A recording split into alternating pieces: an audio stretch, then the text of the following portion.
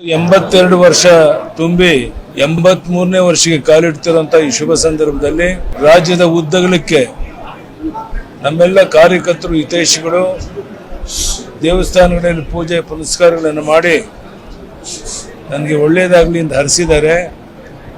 ಅವರೆಲ್ಲರಿಗೂ ಸಹ ನಾನು ಈ ಸಂದರ್ಭದಲ್ಲಿ ಅಭಿನಂದನೆಗಳನ್ನು ಸಲ್ಲಿಸ್ತೇನೆ. ತಮಗೆ ಗೊತ್ತಿದೆ, ಈಗಾಗಲೇ ನಾನು ಕರ್ನಾಟಕ ರಾಜ್ಯದ ಅನೇಕ ಸ್ಥಾನಮಾನಗಳನ್ನು ಹೊಂದಿ ಮುಖ್ಯಮಂತ್ರಿಯಾಗಿ ಕೆಲಸ ಮಾಡುವಂಥ ಸೌಭಾಗ್ಯ ರಾಜ್ಯದ ಜನ ಕೊಟ್ಟಿದ್ದರು. ನಾವೆಲ್ಲ ಮುಖಂಡರು ಒಟ್ಟಾಗಿ ರಾಜ್ಯದಲ್ಲಿ ಪ್ರವಾಸವನ್ನು ತಕ್ಷಣ ಪ್ರಾರಂಭ ಮಾಡಿ ಪಕ್ಷವನ್ನು ಬಲಪಡಿಸ್ತೇವೆ. ರಾಜ್ಯದ ಉದ್ದಗಲಕ್ಕೆ ದೇವದುರ್ಗವಾದಂಥ ಒಂದು ಕಾರ್ಯಕರ್ತರಿದ್ದಾರೆ. ಪ್ರತಿ ಜಿಲ್ಲೆಯಲ್ಲಿ ಕಾರ್ಯಕರ್ತರ ಸಮಾವೇಶವನ್ನು ಮಾಡೋದ್ರ ಮೂಲಕ ಅವರನ್ನು ಹುರಿದುಂಬಿಸಿ ಬರುವಂಥ ಚುನಾವಣೆಯಲ್ಲಿ ಈ ಭ್ರಷ್ಟ ಸರ್ಕಾರವನ್ನು ಕಿತ್ತೊಗೆದು ಅಭಿವೃದ್ಧಿ ಪರ ಸರ್ಕಾರವನ್ನು ತರೋಕ್ಕೋಸ್ಕರ ನಮ್ಮ ಶಕ್ತಿ ಮೀರಿ ನಾವೆಲ್ಲ ಒಟ್ಟಾಗಿ ಪ್ರಯತ್ನ ಮಾಡ್ತೇವೆ.